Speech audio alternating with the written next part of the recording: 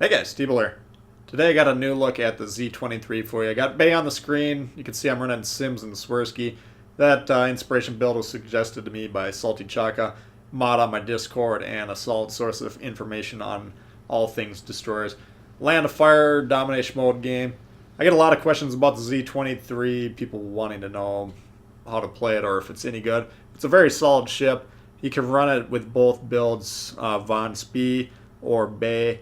I use Bay, you get twist and track, you get better gun performance, you can kind of bully other destroyers more effectively. You can also run Von Spee, boost those torps. I got good destroyer players in both camps telling me that they prefer one or the other. I run Bay just because I leveled Bay up hard to, use him as an inspiration on all destroyer lines. And not being just a destroyer player, I got plenty of other priorities to put promotion orders in, so eventually I'll check out Von Spee and we'll cover him further in the future, but for now Bay's very effective. I do run the 150s, the upgraded guns. You can, if you run Gurn, who you guys should all have if you beat the Gremyashi campaign, Soviet Destroyer Commander, he increases the AP pen. That makes these guns very solid for AP damage. You do have to shoot at broadside targets, primarily cruisers or battleships in the superstructure, but you can get savage hits with those with the guns in that setup, so keep that in mind. Once I took Gurn off to experiment with other builds, though, I found the AP performance to drop off quite a bit, so if you're not running Gurn, I'd probably focus on the HE shells. You get 12% fire starting chance with this. I got 6.2 second reload on my build, and as this Benson's about to find out, that's a pretty potent combo. Now the Benson's a solid ship at dealing with other destroyers, but you can see we have support from our rear helping to shoot at this Benson, and that's a huge advantage when you're a destroyer and we had better concealment than this ship, so we outspotted them. We got the first shot advantage, and then our team started shooting at him. He's also committing a major mistake. He's got that island behind him. He can't disengage, so he's forced to pop the smoke, try and evade, and we're able to take him out. But because that island's positioned behind him, he can't turn and flee.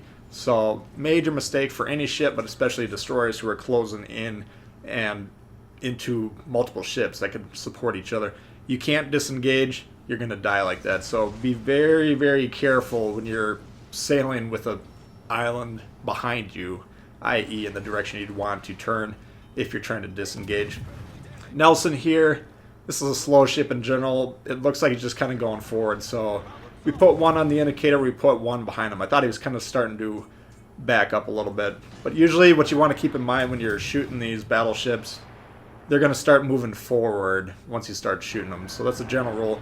Burns his damage count with that fire.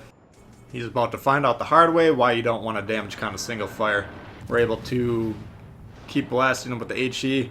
One torp's going to hit him, so we do get the flood from that, luckily, and then the HE salvo coming in hot. We hit him in the superstructure there, and now he's on fire. You got a flood and a fire with a half health Nelson. That's a bit of a problem. That ship can deal with it a little bit better than most, just because fire and flood damage is considered light damage, which is fully healable by heals, and the Nelson does have a killer heal. But we're going to keep peppering him because he's burned that damage con, and he's in trouble. So we got 2 fires. Now we got 3 fires. This ship has 4 zones. You can divide it into quarters, and you can have up to 4 fires. So right now that back section of the ship is not on fire. We're trying to hit that one, get him fully burned out, but he dies from the damage. Any battleship command or battleship setup that's running the defensive commander, i.e. Madden, Kondo, Lee, Ciliax, so on and so forth, Wayprot are the ones we currently have.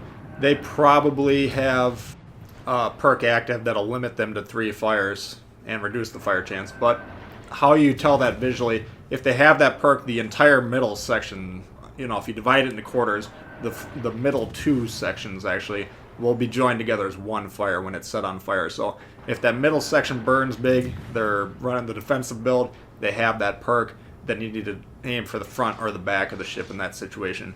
But we're able to get the 3 fires there. We do get the Richelieu, pop him with another fire. Now if I'm a greedy damage chasing fool, I can go chase him down and probably lose the game. I mean, for some reason this York's pushing him. I'm trying to get him to make better decisions, but he's going to die. And that's fine. But getting back to chasing damage, I see a lot of players do that. He's irrelevant to the outcome of the game right now, so it's going to take me potentially 3, 4, 5, 6 minutes to chase him down if he continues to back up, and that's going to take me out of the game. You can see that rainbow-shaped indicator where it's pointing to the nearest ship. That's the destroyer that was spotting us earlier. Again, the ship is primed for fighting other destroyers. So we're going to leave the Richelieu, we're going to hunt down this destroyer, and we do have an Alabama behind him as well. As we're closing in on the destroyer, we want to note on the map who's inside the white circle. That Richelieu's in now, but he's about to leave.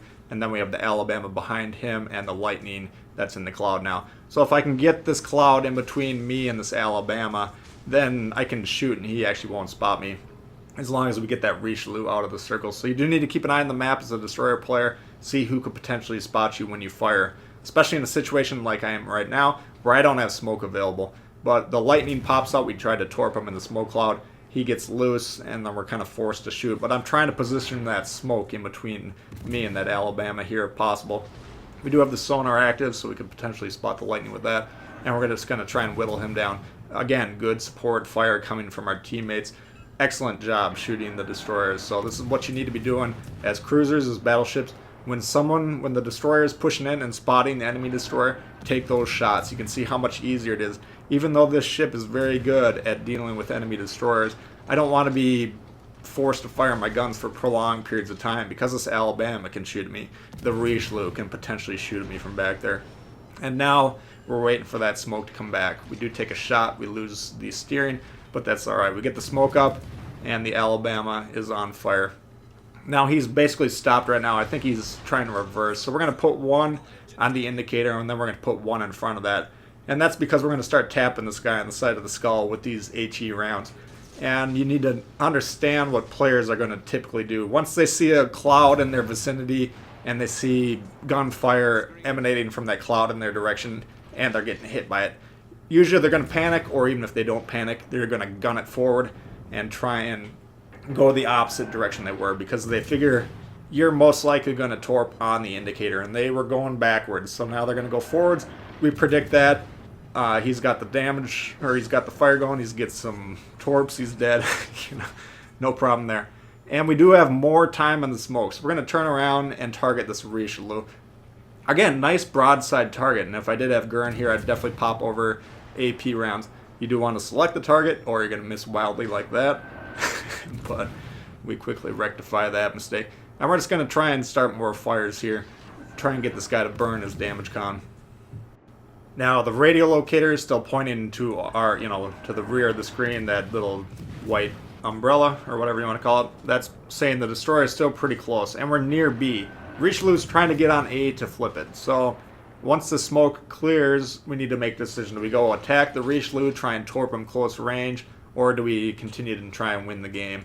And rather than chase damage, we're going to continue to get some things here. So if he's backing up, we fire one. If he continues to back up, basically he's going full speed. But we're putting ourselves in his shoes again. He's most likely going to stop because he knows the destroyer's there. Once he gets clear of that island, he's going to gun it forward, and so we lead him with that second salvo. And we'll see how that plays out. Now the radio locator does flip to him, so the lightning's not that close.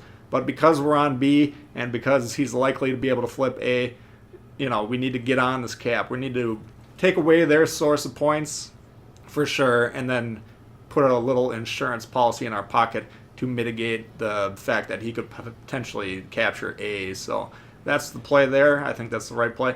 You can see he did go forward as predicted, and we're able to pop him there with some floods. Now, he did just kill a cruiser that was going around that island to my west, and I think that cruiser probably hit him with an HE shell and started him on fire when we weren't looking, because you can see we have active flood damage, and he's not putting that out. So that's a major problem for him. If he just popped that damage con, then he's going to be flooded for a long time, which is going to slow him down as well as damage his ship. So rather than busting through the lines and trying to torp these battleships and taking ourselves out of position just to get damage, we've been playing smart, playing for the win, and we've been able to get the damage and the witherer while we're at it. So it's going well, but rather than go back, protect A, and kill the Richelieu, which we could probably very easily do, I don't want to leave these other 3 ships. We got 3 ships on our team over here, not including myself, and 3 ships on their team. And I don't want to abandon them because you don't want to trust your teammates at this stage in the game. So I'm going to stay over here, try and support them. But I am putting some thought into that. If I can go over there, kill him, protect A, we can most likely win on score. But if they kill all of our ships and capture C and then maybe flip B, then we're going to run into some problems. So I don't want to abandon these guys yet. First we spot the Hipper very low. Even though we don't have a clear line of sight on him, we're going to take some shots, hopefully put him away.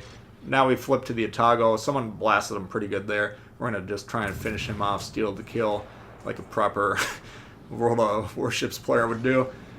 No, it's just the right play.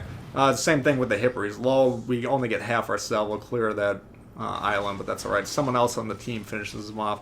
Perfect. That's what we're trying to do. Now we got him down to 2 ships. The destroyer's left over there, but we're kind of... our momentum's carrying us through this gap, so we're not going to have many shots on this guy left. And my team's proven themselves to be competent at this point. We do have a cruiser, I think it's a Megami, closing in on him. I'm going to let them...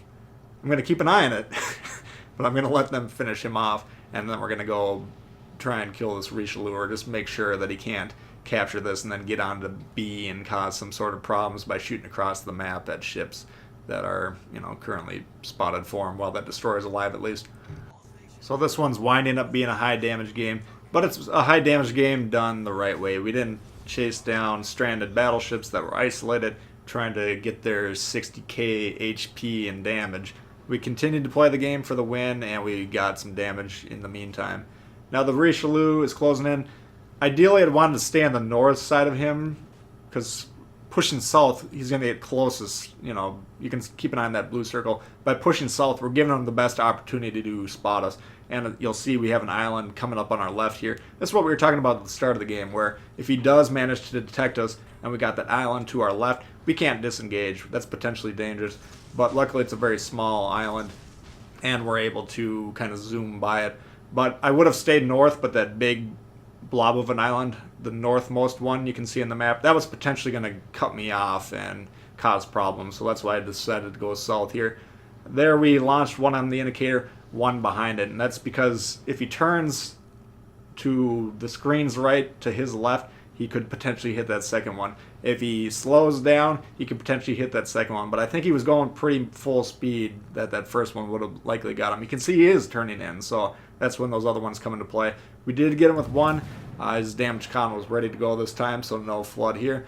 But because the game's wrapped up, we're going to try and get a fire to stick, which will kill him if nobody else on our team manages to get him, but because, again, he did just use the damage con.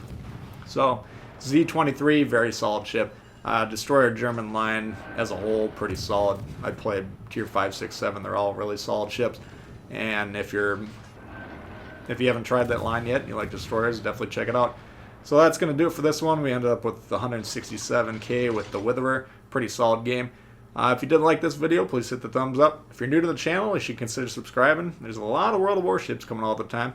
Questions, comments, leave below. I do love to hear from you guys. And we'll see y'all later. Alright, peace.